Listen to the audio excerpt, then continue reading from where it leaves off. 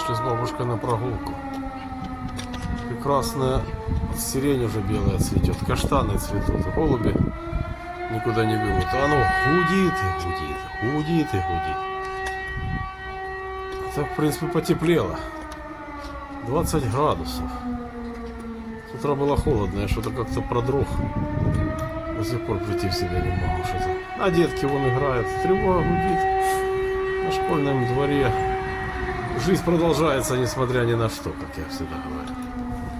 Красиво каштаны цветут, посмотрите, кто не видел.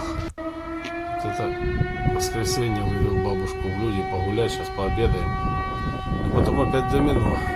Все как всегда по плану. Пол-седьмого вечера.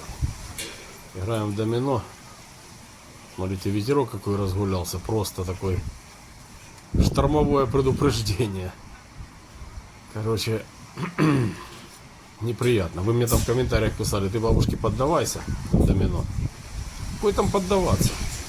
10-4. Я проигрываю.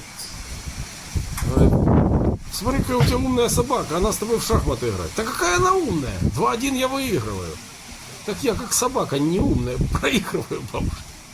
Ну ладно. Ой, что-то простыл, наверное. Сейчас пойду мерить температуру. Ну есть что-то такое в этой непогоде, что-то как-то вот это штормовое предупреждение объявили. Ну ничего. Лишь бы плоды не облетели эти все, которые завязались. Ну, а там что было, да, все равно от нас ничего не зависит. Ладно, всем хорошей рабочей недели.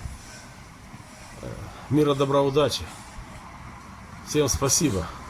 Смотрите, проясняется небо. Все, и всем пока. И будем жить, ребятушки, по-любому, и несмотря ни на что, даже на ветер. Пока.